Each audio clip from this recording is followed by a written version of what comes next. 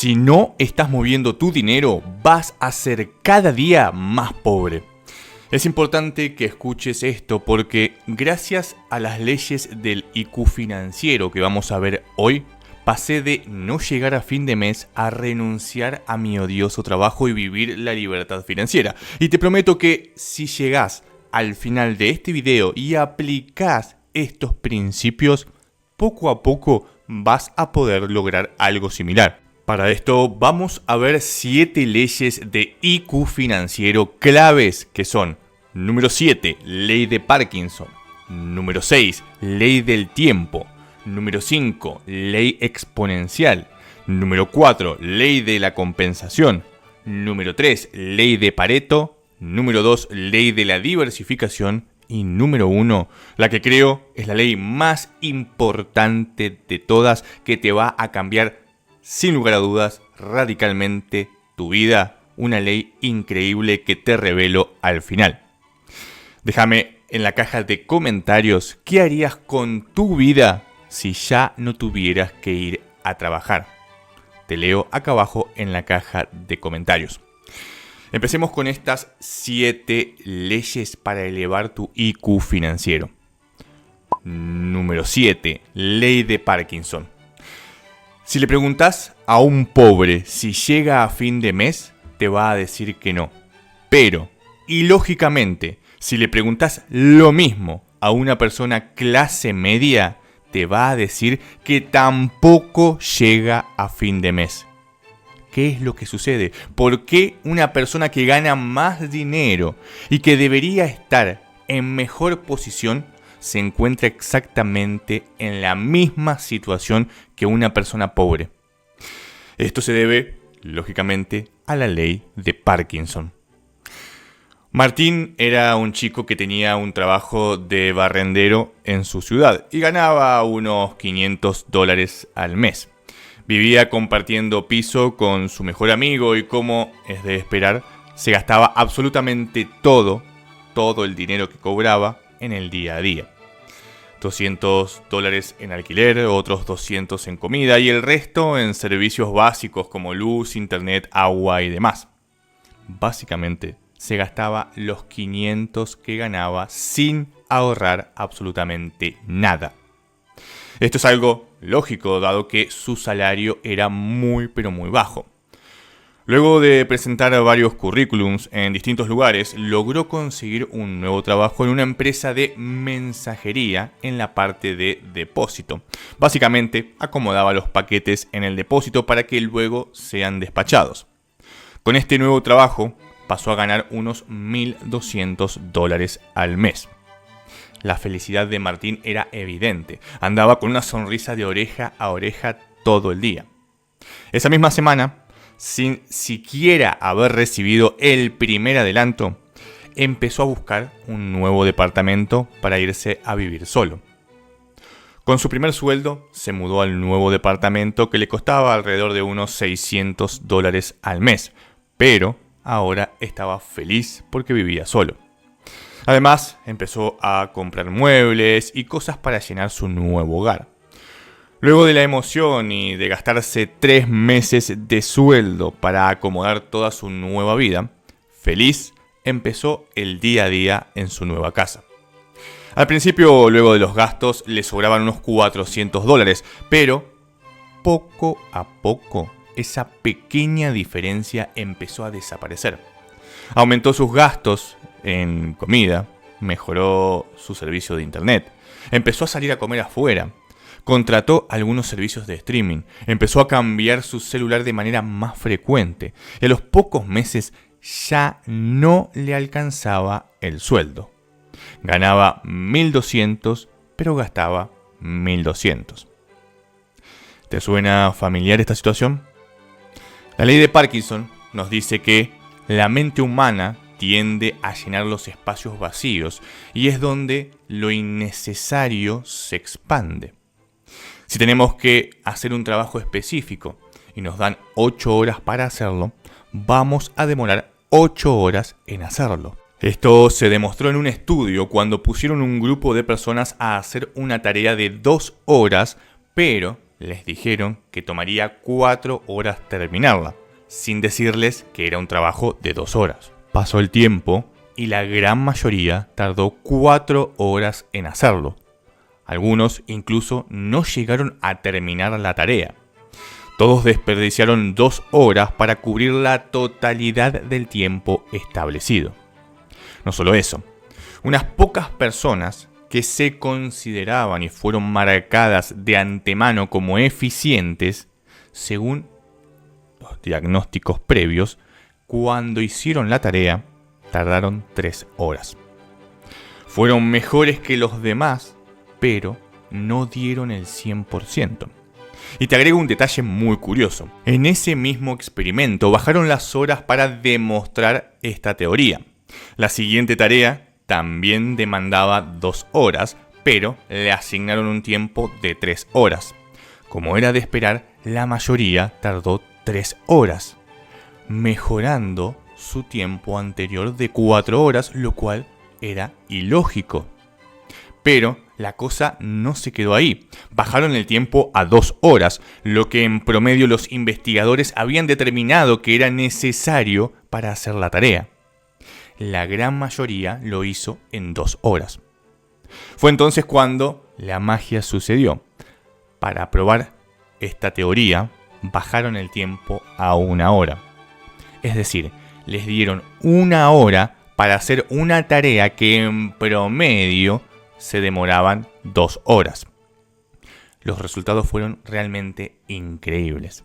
Si bien muy pocos lograron hacerlo en 1 hora, la gran mayoría tardó 1 hora y media o menos.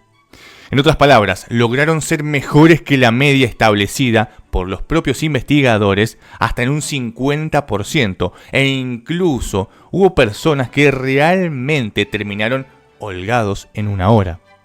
Era la misma tarea, pero con distintos límites.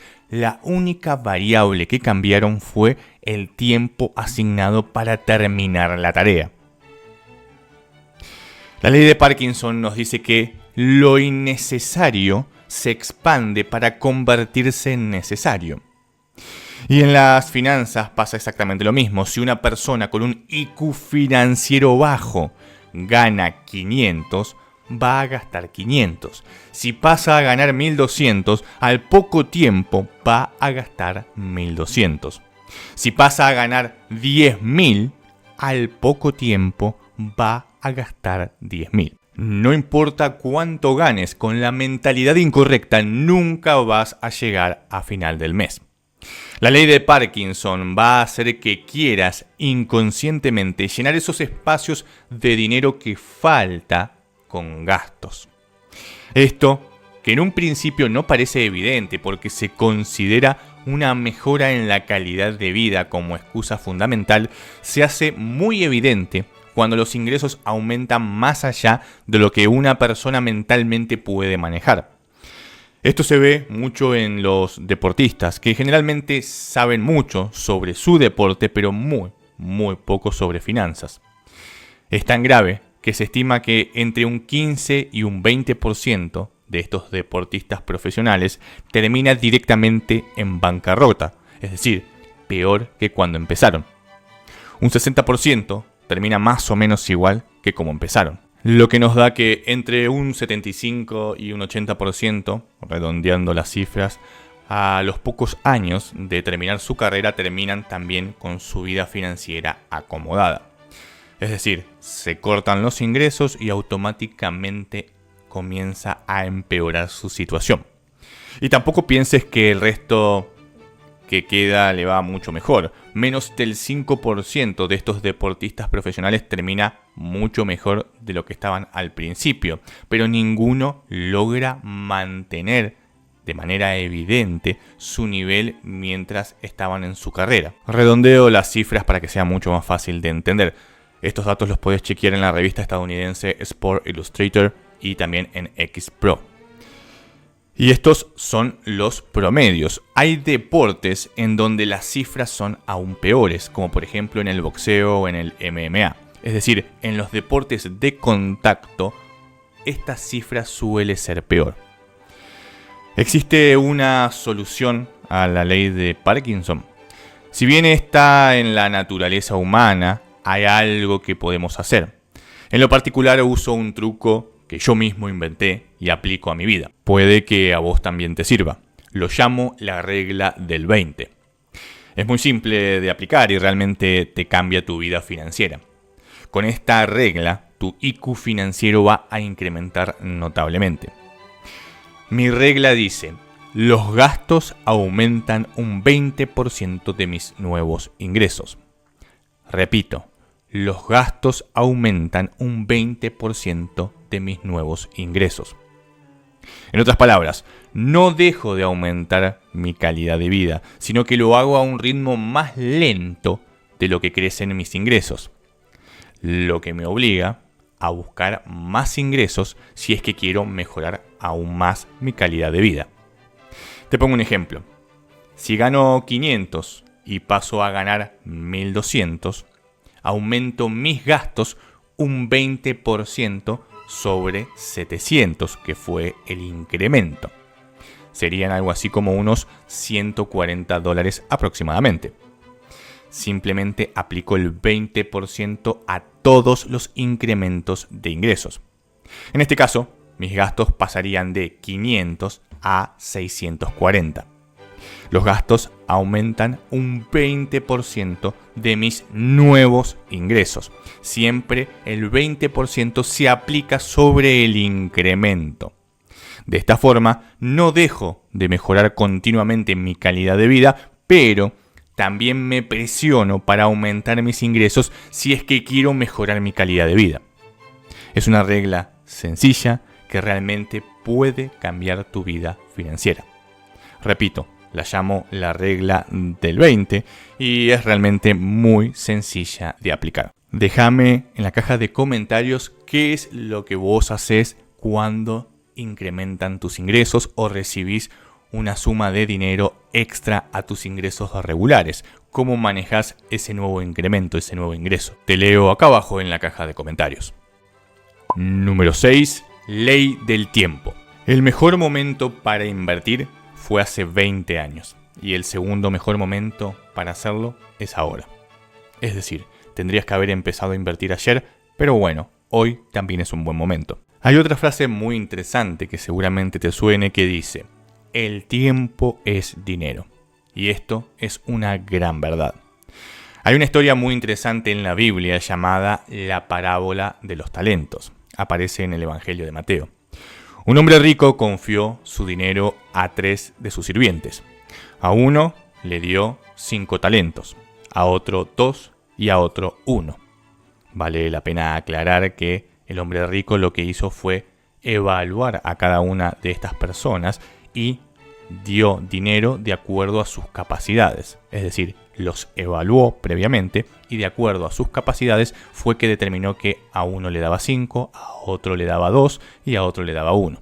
Los talentos, por si no lo sabías, eran la moneda de la antigüedad. Para que más o menos te des una idea cuánto dinero recibieron, el primero recibió 5 talentos, que sería un equivalente a 175 kilos de oro. El segundo recibió 2 talentos, que sería equivalente a 70 kilos de oro. Y el tercero recibió 1 talento, que es más o menos 35 kilos de oro. Enseguida, el que había recibido 5 talentos se puso a negociar con ellos en el mercado y ganó otros 5 talentos. Igualmente, el que había recibido 2 talentos fue al mercado, habló con los comerciantes y automáticamente comenzó a transaccionar multiplicando por 2 esos talentos. En cambio, el que había recibido un solo talento fue, cavó un pozo en la tierra y ahí mismo escondió el dinero que le dio su amo. Al cabo de mucho tiempo, volvió el señor de aquellos 3 siervos y se puso a ajustar cuentas para ver qué había hecho cada uno. El primero en llegar fue el que había recibido 5 talentos y se presentó: Señor, me diste 5 talentos y los multipliqué en otros 5. Su señor, muy contento, lo felicitó y le dijo: como fuiste bueno con poco, te voy a dar mucho. Y le dio mucho más dinero para administrar. Luego llegó también el que recibió 2 talentos. lo mismo. Señor, me diste 2 y te devuelvo 2 más, es decir, 4. El señor, muy feliz, nuevamente, lo felicitó y le dijo: como fuiste bueno con poco, te voy a dar mucho. Y le dio mucho más dinero para administrar. Pero llegó el tercero, el que había recibido un único talento. Y le dijo: señor, sé lo que amas el dinero, sé que es muy importante para ti este talento, así que fui corriendo y lo metí en la tierra. Cavé un pozo profundo y lo enterré. Automáticamente el señor se enojó y empezó a gritar: si sabías que el dinero es tan importante para mí, al menos deberías haber llevado ese dinero al banco para así yo al menos haber ganado un interés. Te di todo y no me trajiste nada. Por tal motivo, nada vas a tener. Aquel que nada hace, nada recibe. Automáticamente mandó a los guardias a que le sacaran absolutamente todas las posesiones y lo desterraran. Y mientras hacía esto, el señor dijo: a todo el que tiene se le dará y le sobrará, pero al que no tiene se le quitará hasta lo que tiene. Esta parábola es un ejemplo de lo que significa servir con amor y de lo que significa servir por miedo. Cuando servimos por miedo, solemos ocultar nuestras capacidades para no cometer errores, como este sirviente que simplemente tomó el talento y lo escondió. Y en este caso, el hombre rico les dio sumas muy importantes de dinero de acuerdo con sus capacidades para que con el tiempo pudieran demostrar cuánto podían lograr. Y algo muy interesante que tiene esta parábola es que dice: al menos le hubieras dado el dinero al banquero para cobrar intereses. Y como justamente remarca el hecho también de que en todo ese tiempo no había podido multiplicar el dinero y que por más que sea la misma cantidad, ya no vale lo mismo. Enterrar el dinero destruye el poder del dinero. Imagínate que ya en esas épocas se entendía el valor del dinero en el tiempo y que mover el dinero era clave. Te lo voy a poner en términos muy simples. $1 hoy vale menos que $1 mañana. Esto es algo que inconscientemente sabemos, pero realmente no sabemos cómo afrontarlo. Te hago una pregunta: ¿qué preferís? $1.000 hoy o $1.000 dentro de un año? La lógica y nuestro instinto nos dice correctamente: dame $1.000 hoy. Pero cuando cambiamos un poco la pregunta o alteramos algunos números, las respuestas empiezan a cambiar drásticamente. Te pregunto, ¿qué preferís? $970 hoy o $1.000 en un año. Seguramente digas 970, pero ya pensaste un poco más. Te digo que 1.000 en un año es exactamente lo mismo que 970 hoy, porque tiene descontada la inflación. Es decir, el número es distinto, pero el poder de compra es exactamente el mismo. Pero te sigo preguntando, ¿qué preferís? $1.000 hoy o 1.100 dentro de un año. Como son números bajos, probablemente digas erróneamente $1.000. Seguramente quieras argumentar que si recibís esos $1.000 podés multiplicarlo mucho más con mucho menos esfuerzo. Y realmente, si no tenés los conocimientos financieros adecuados, esto es muy difícil, ya que $1.100 en un año es un rendimiento de un 10%. ¿Realmente podrías sacar más de un 10% de manera consistente? Tal vez sí, tal vez no, pero ya comenzaste a pensar, y ese es el punto. Como ves, al cambiar un poco los números, empezás a dudar o a tomar malas decisiones, incluso con números muy bajos. Es decir, con números que no te ponen nervioso ni te ponen presión, ya empezás a dudar y empezás a poner justificaciones que realmente después tenés que demostrar que podés cumplir. Porque sí, uno puede decir, pero yo puedo ganar más de un 10%, más de un 20%, cuando realmente el mercado en promedio rinde un 8%, o cuando los mejores inversores ganan entre un 15 y un 20%. Pero bueno, esto no es lo que importa. Lo que importa es que dudás incluso con cifras que no te afectan tanto. Pero, lamentablemente, esto empeora con cifras más grandes porque se distorsiona realmente lo que vamos a recibir o lo que tenemos.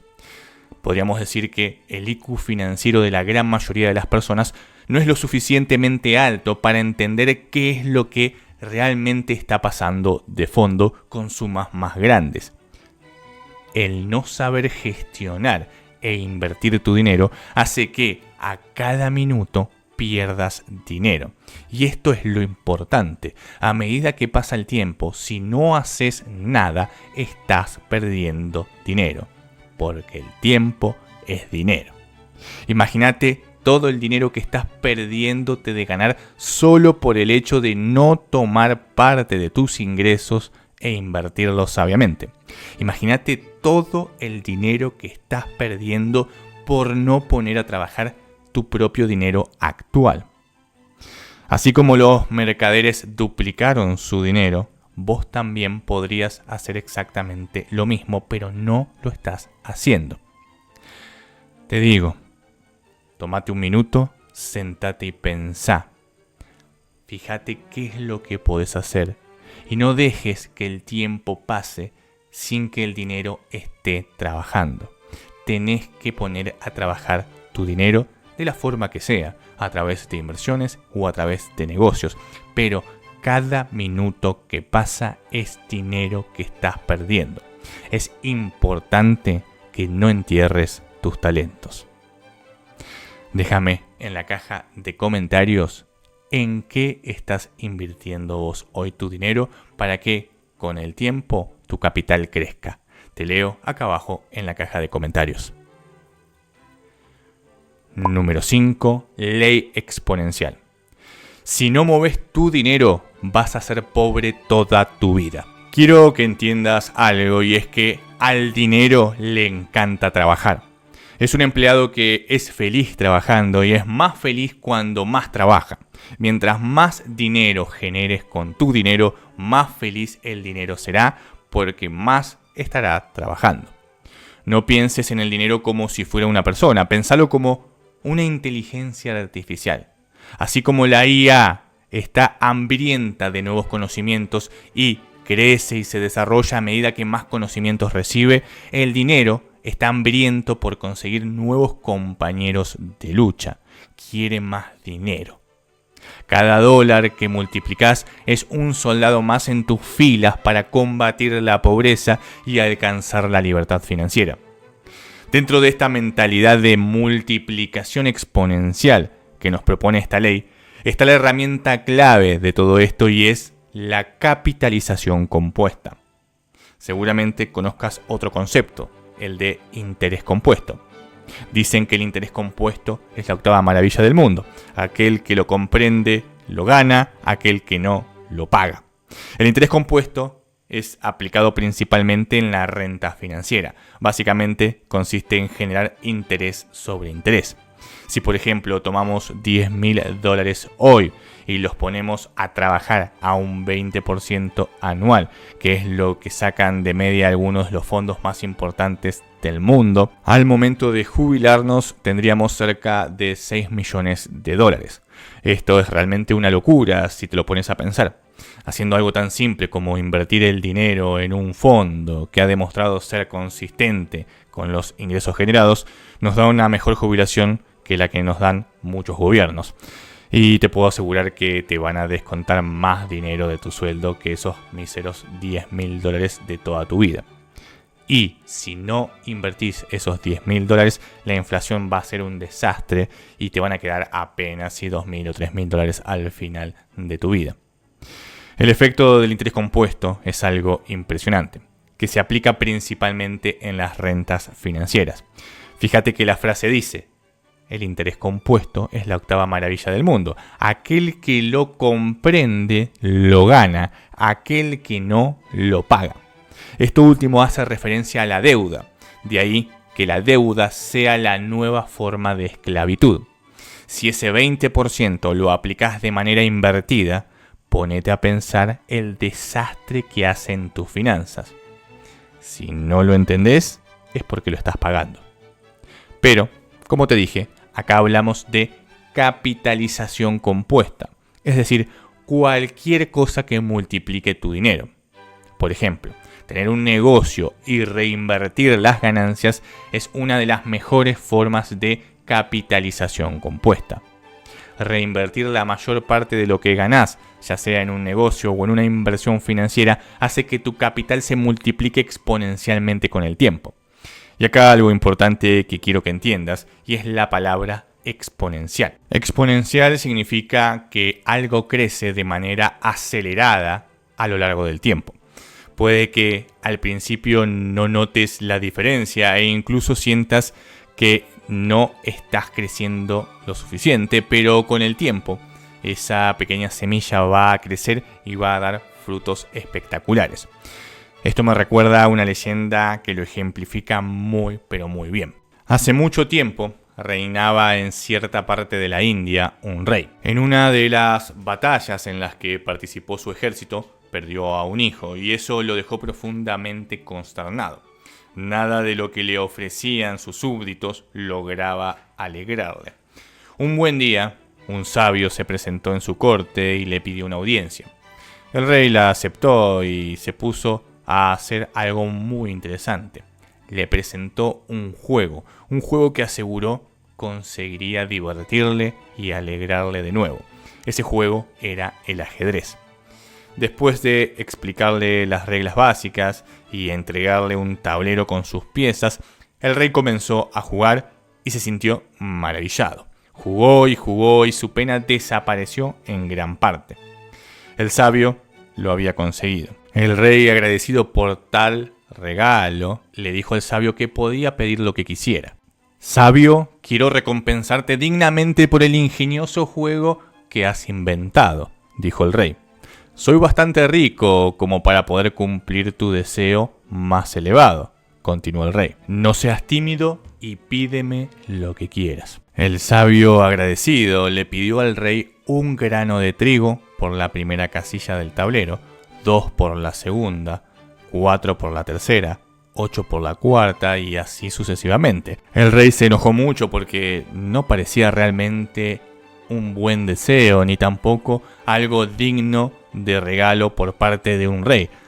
Tan pocos granos de arroz no eran realmente una compensación adecuada para semejante felicidad que había recibido gracias a ese juego.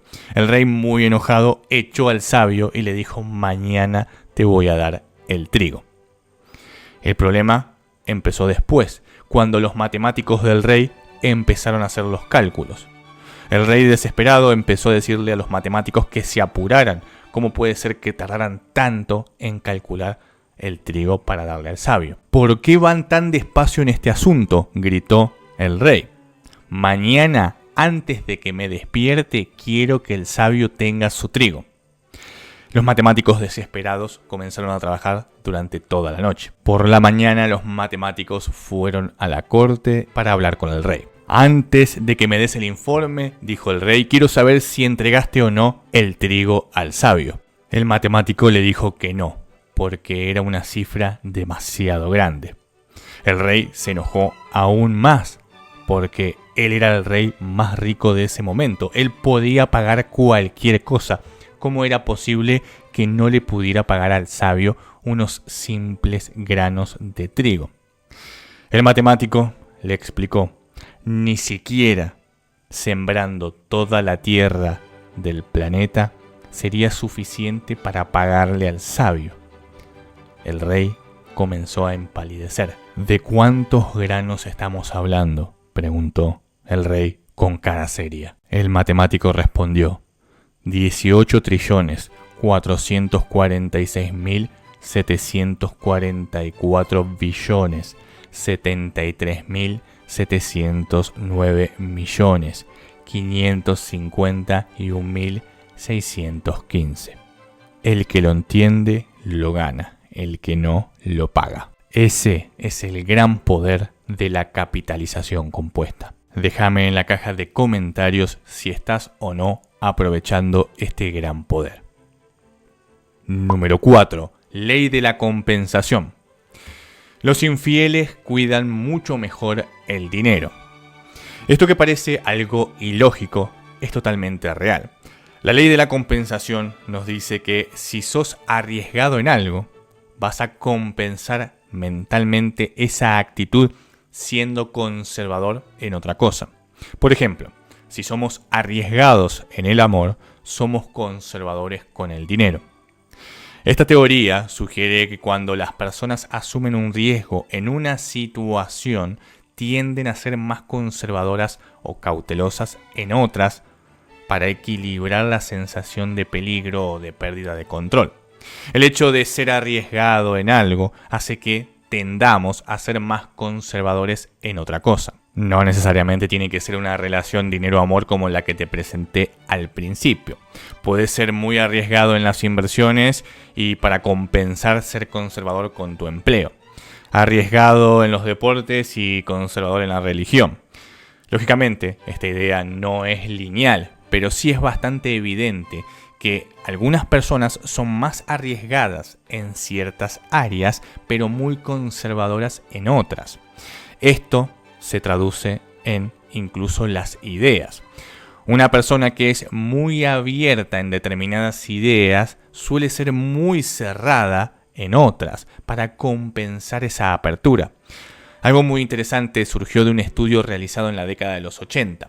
En Canadá empezaron a hacer algunos estudios para disminuir la fatalidad y por ende los accidentes de tránsito en general. La conclusión fue que deberían aumentar los elementos de seguridad en el auto, mejorando la tecnología perceptible para el conductor y así evitar fatalidades. Por tal motivo empezaron a establecer leyes que obligaban a usar el cinturón de seguridad, a no beber y muchas otras medidas visibles para el conductor y de esa forma tratar de mejorar la seguridad. Al cabo de un tiempo volvieron a ver los resultados de accidentes y, si bien las fatalidades habían disminuido, los accidentes no. De hecho, comenzaban a aumentar. Mientras más mecanismos de seguridad agregaban a los autos, menos muertes se producían, pero había cada vez más accidentes.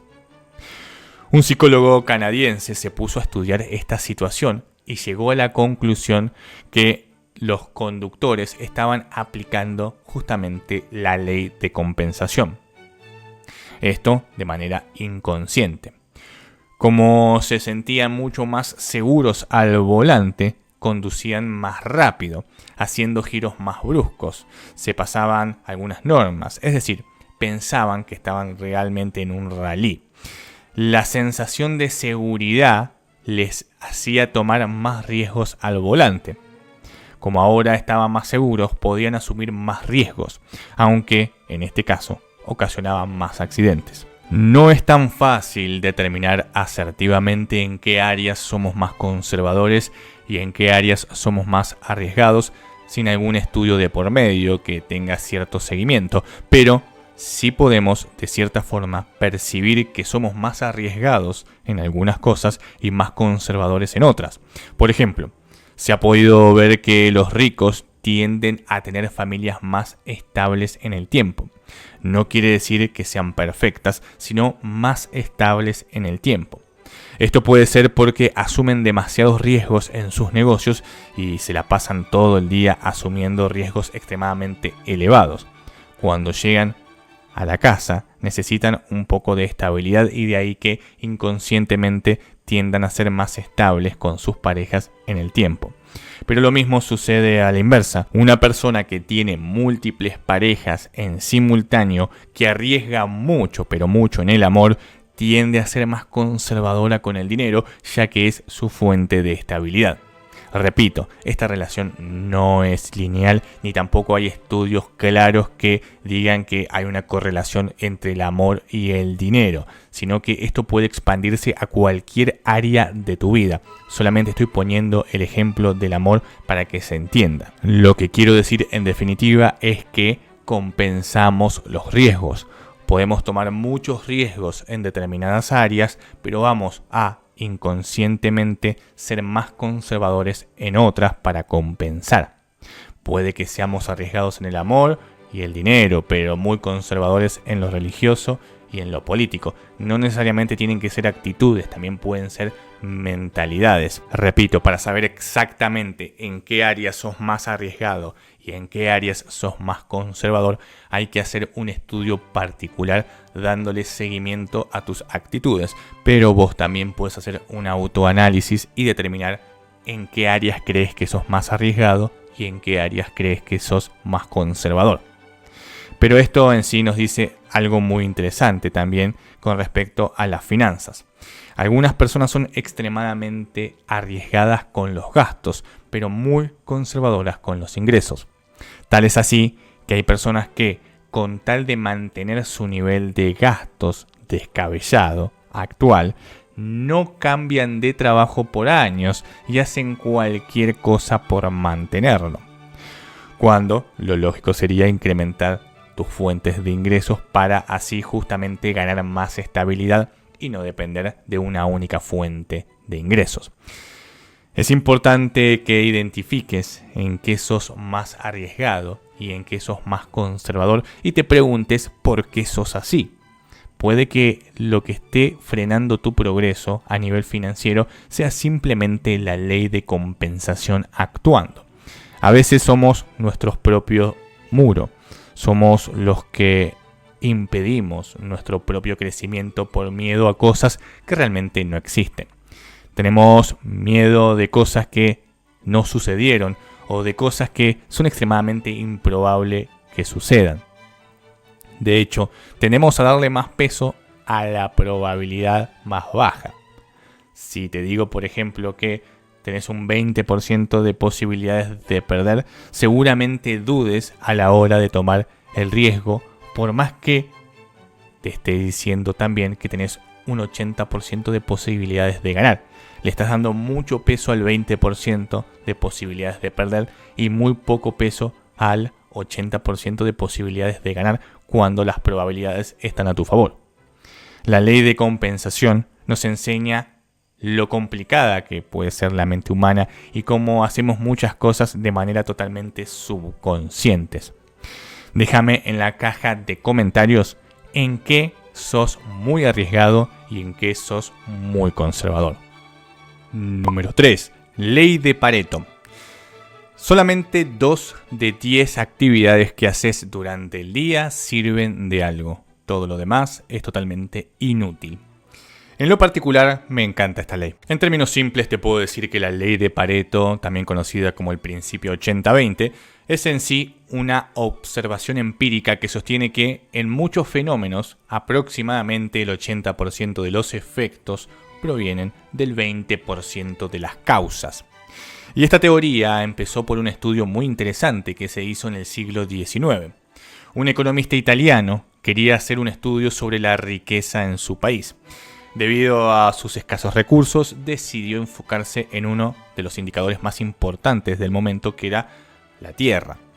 Para esto empezó a hacer un estudio muy minucioso de quién era el dueño de qué tierras en Italia. Luego de hacer el estudio llegó a una conclusión bastante aterradora. El 80% de las tierras en Italia, en ese momento, eran propiedad del 20% de la población. En otras palabras, un grupo reducido de personas era dueña de casi todo.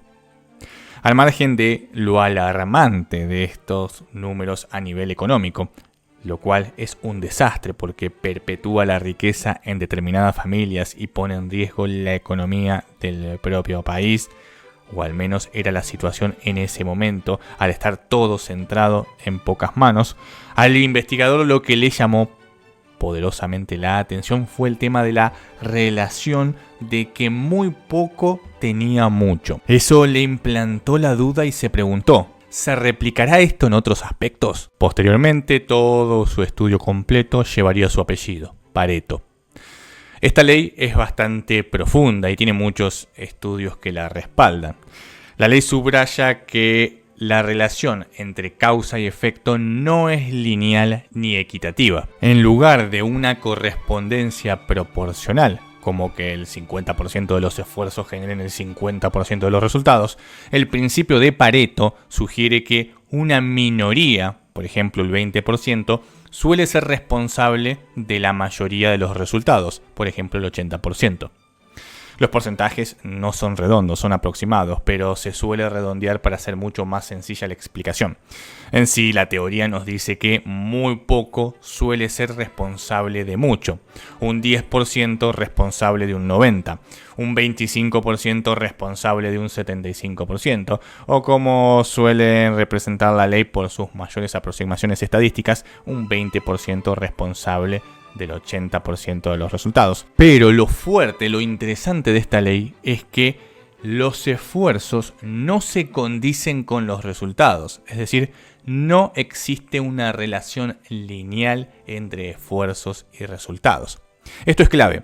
Repito, los esfuerzos no se condicen con los resultados de manera lineal. Esto es muy duro si te lo pones a pensar desde todos los puntos de vista. Por ejemplo, pone en duda el mito de trabajar más da mejores resultados.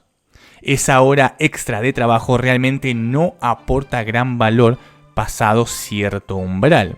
De hecho, si aplicamos la ley de Pareto a las exageradas jornadas laborales de los emprendedores, llegamos a una conclusión bastante aterradora.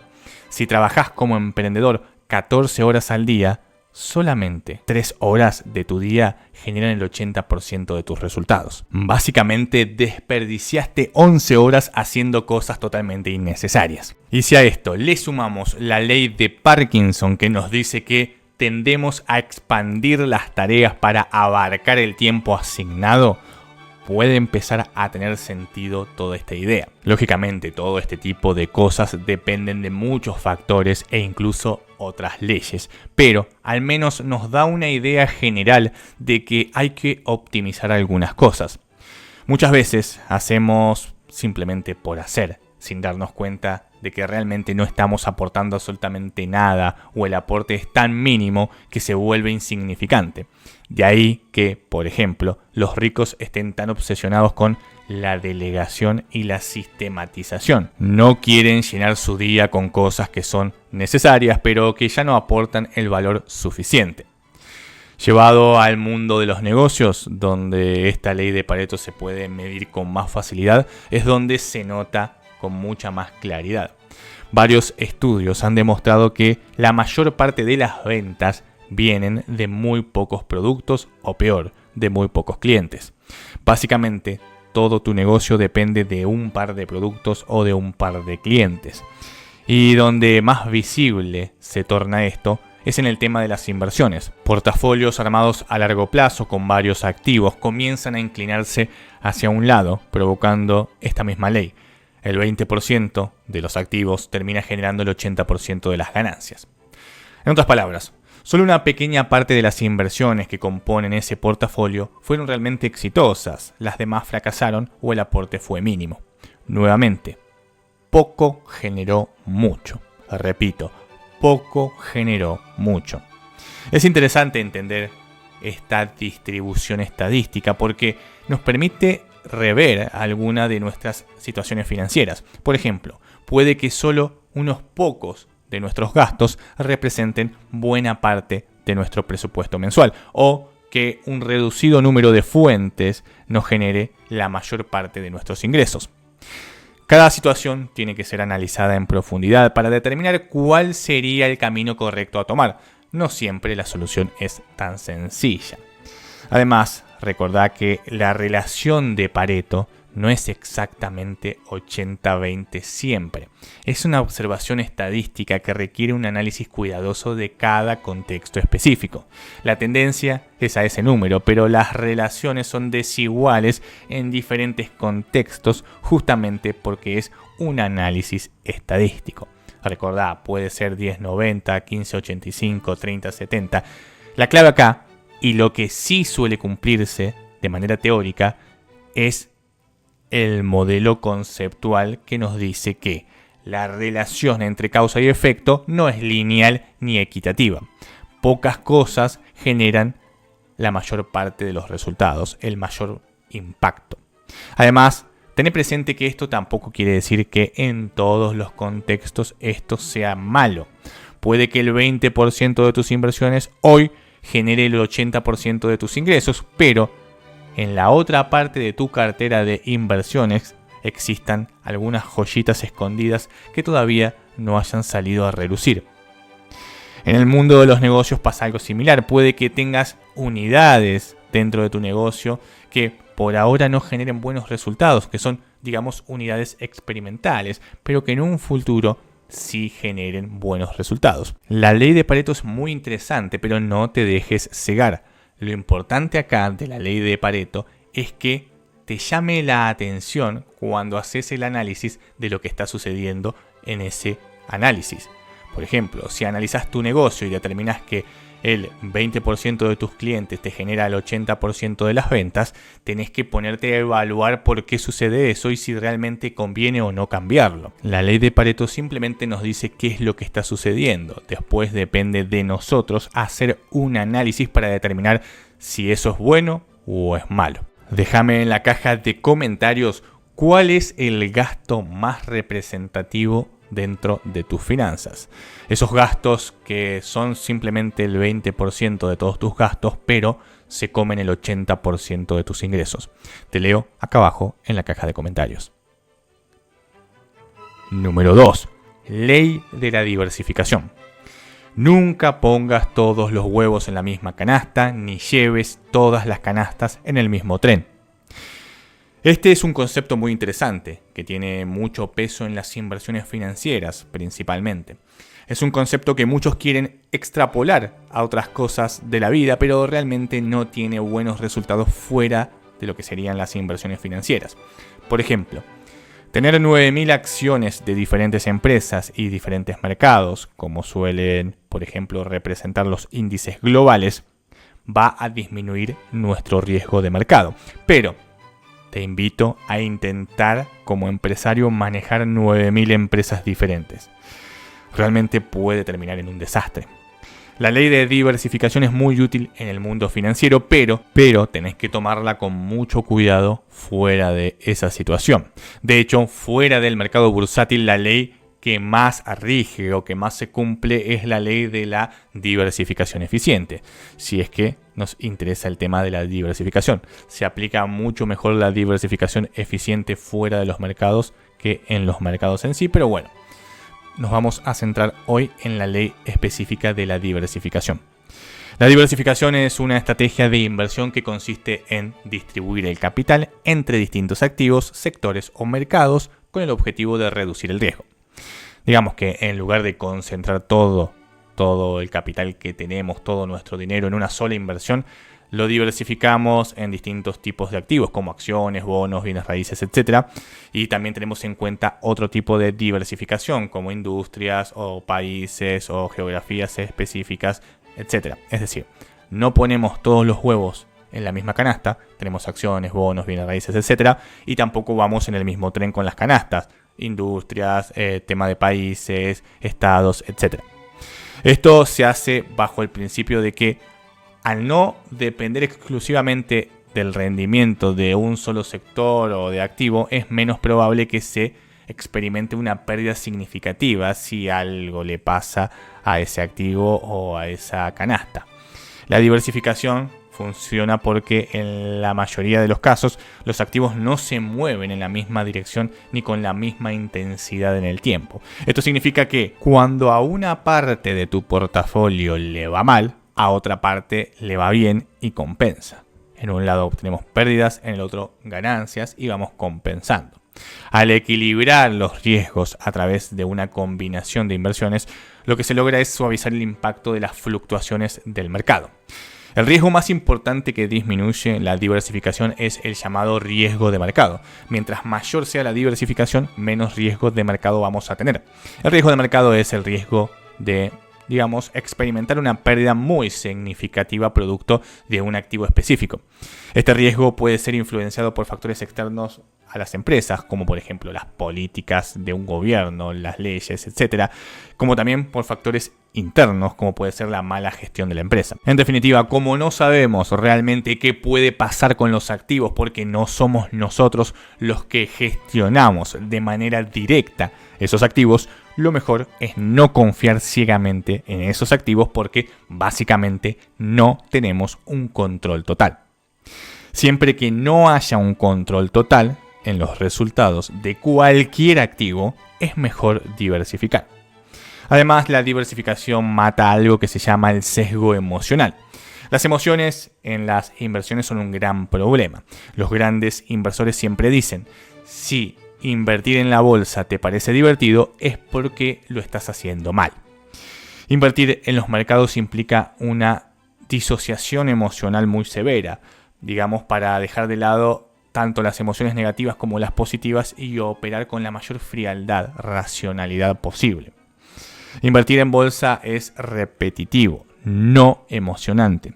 Generalmente cuando un inversor encuentra una estrategia que se suele llamar ganadora, que le funciona según su propio perfil, la replica hasta el cansancio, una y otra y otra y otra vez. Son todos los días iguales. No hay absolutamente más nada que hacer si la estrategia está rindiendo bien. Es siempre lo mismo. Esto que parece fácil realmente es extremadamente duro a nivel psicológico. De ahí que la mayoría de las personas pierda su dinero cuando hace trading activo. No pueden controlar la tentación de modificar algo, de hacer algo distinto, de cambiar su enfoque, porque, digamos, se están comenzando a aburrir, porque el mercado es siempre repetitivo. Los inversores profesionales siempre dicen, ganar dinero es muy, pero muy aburrido, justamente porque se repite una y otra vez el sistema. Una vez que encuentran un sistema que les funciona, lo replican de manera incansable. De ahí que la diversificación mate esta emocionalidad, o más bien reduzca el riesgo de emocionalidad. Cuando tomamos decisiones emocionales en los mercados, siempre nos equivocamos. De ahí que limitar ese error a un pequeño número de activos nos ayude a sobrevivir más tiempo. Puede que hayamos elegido emocionalmente una acción bursátil porque estaba de moda, porque el taxista nos la recomendó, pero si tenemos 500 acciones más en nuestro portafolio, distribuidas, por ejemplo, de manera proporcional, si nos equivocamos solamente en esa acción, no va a ser un gran problema. De ahí que hoy en día muchos estén prefiriendo invertir a largo plazo en índices, ya que estos contienen múltiples activos en lugar de uno solo. Se diversifica de manera masiva con un solo clic. Por otro lado, la diversificación también exige lo que se llama rebalanceo de cartera, algo que los inversores comunes no suelen hacer. El rebalanceo de carteras implica cada cierto tiempo, establecido según nuestro propio plan de inversión. Ya con esto te maté porque seguramente ni siquiera tengas un plan de inversión, nos obliga a volver a la situación original. Eso es el rebalanceo. El rebalanceo implica cada cierto tiempo volver a la situación original. Esto se debe a que algunos activos puede que tiendan a crecer más que los demás en peso dentro de la cartera porque, entre comillas, fue un año bueno. Es normal que de todos los activos que hayamos elegido, alguno se multiplique exponencialmente, es decir, la pegamos en uno.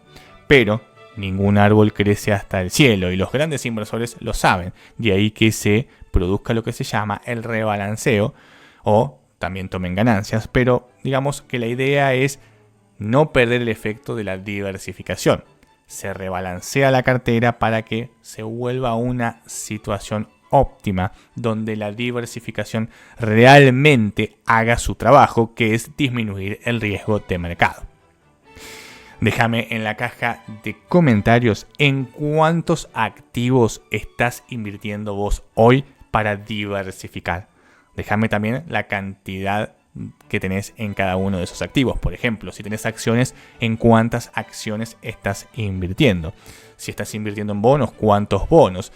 Contame un poco cómo es tu cartera de inversión, cómo estás diversificando, qué huevos tenés, qué canastas y en qué tren está llevando todo. Número 1. Ley del ahorro. Los pobres son pobres porque no ahorran. La ceguera de la inmediatez nos está destruyendo. Hace que no nos detengamos a pensar ni siquiera un segundo en nuestro futuro. A mí en lo particular me gusta decir, el ahorro es libertad y la deuda esclavitud. Es más, repetilo conmigo, el ahorro es libertad, la deuda esclavitud. No tomamos las mismas decisiones si tenemos ahorros que si no los tenemos. Cuando uno tiene los ahorros suficientes, responde diferente ante distintas agresiones laborales o ante arremetidas de un gobierno contra el individuo. Te pongo un ejemplo. Supongamos que tenés un ahorro lo suficientemente grande como para vivir 3 años sin trabajar, manteniendo exactamente el mismo nivel de vida. ¿Cómo responderías a un agravio de tu jefe en el trabajo? Seguramente con firmeza y no te dejarías amedrentar tan fácilmente. Ahora, ¿qué pasaría si no tuvieras absolutamente nada ahorrado? Es decir, estás viviendo el día a día. ¿Cómo responderías a un agravio de tu jefe en el trabajo? Seguramente serías mucho, pero mucho más permisivo. Y esto no termina acá. ¿Qué pasaría si no solo no tuvieras nada ahorrado, sino que además tenés una deuda bastante elevada? Por ejemplo, una deuda de hipoteca, la deuda del auto, la deuda de educación de tus hijos o cualquier tipo de deuda que implique muchos años y un monto elevado. Repito, ¿cómo responderías a un agravio de tu jefe en el trabajo? Probablemente siendo muy, pero muy sumiso. Puede que viendo esto digas, no, a mí si mi jefe me dice algo, le digo de todo por más que no tenga dinero ahorrado. Pero créeme que esta es una situación extremadamente común, al punto que las personas tienden a justificar las agresiones para que encajen con su pensamiento de estabilidad financiera. Repito y repito muy fuerte, el ahorro es libertad. Si alguien, sea quien sea, te dice que no ahorres, lo que te está pidiendo es que seas un esclavo. Esto sucede mucho a nivel de gobiernos. Existen gobiernos que castigan directamente el ahorro. Tal vez no te digan directamente esto, sino que te metan alguna palabra muy amigable en la frase y te terminen sacando tu dinero. O incluso fomenten el consumo, relegando el ahorro. Pero básicamente lo que están diciendo es, no quiero que seas libre. Quiero que tu futuro dependa de mí. Quiero que vivas el día a día. Quiero que te endeudes. Quiero que seas mi esclavo. El ahorro es la base de muchas cosas. Cuando ahorramos, estamos indirectamente acomodando nuestras finanzas. Ahorrar implica gastar menos de lo que ganamos. Por tal motivo, como hay mentalidad de ahorro, se tiende a ser más eficiente con los gastos y a buscar alternativas para incrementar los ingresos. Esto no solo hace que se genere el ahorro, sino que a la vez mejoren las finanzas en general. Como somos más eficientes con los gastos, estos gastos pesan menos dentro de nuestras decisiones. Como cada vez tenemos más fuentes de ingresos, cada vez nos afectan menos los acontecimientos externos. Imagínate a tu jefe hablándote mal mientras vos tenés un ahorro que cubre 5 años de tus gastos y 3 fuentes de ingresos aparte de tu trabajo que te están generando como mínimo 2 sueldos extras. Te aseguro que te causaría hasta gracia el berrinche que hace tu jefe. Pero además, el ahorro es la base de la inversión, tanto financiera como productiva. Gracias al ahorro podemos comenzar a invertir en cualquier activo bursátil, sean acciones, bonos, fondos, índices, etc. El ahorro se convierte en la pata fundamental de las inversiones, pero también es el paso inicial para la parte productiva, es decir, la creación de negocios. Teniendo un ahorro podemos crear un negocio de una manera mucho más sencilla que si no tuviéramos el capital, y también con menos riesgo. Y como si esto fuera poco, el ahorro nos permite tomar oportunidades. ¿No te ha pasado que tenés una idea espectacular un día que te puede llegar a volver multimillonario, pero la dejas pasar? Siempre con la excusa de no tengo el dinero, no puedo hacerlo, etc. El ahorro lo que te permitiría es tomar esa oportunidad. Como siempre digo, no faltan oportunidades, falta ahorro. El típico dicho de el dinero busca el dinero es clave en esto. Si tenés un ahorro, si tenés un respaldo, podés tomar esa oportunidad. Las oportunidades aparecen todo el tiempo. El problema es que no podemos tomarlas porque no tenemos el capital suficiente para hacerlo.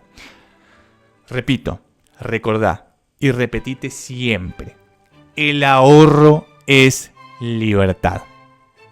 Repito, el ahorro es libertad.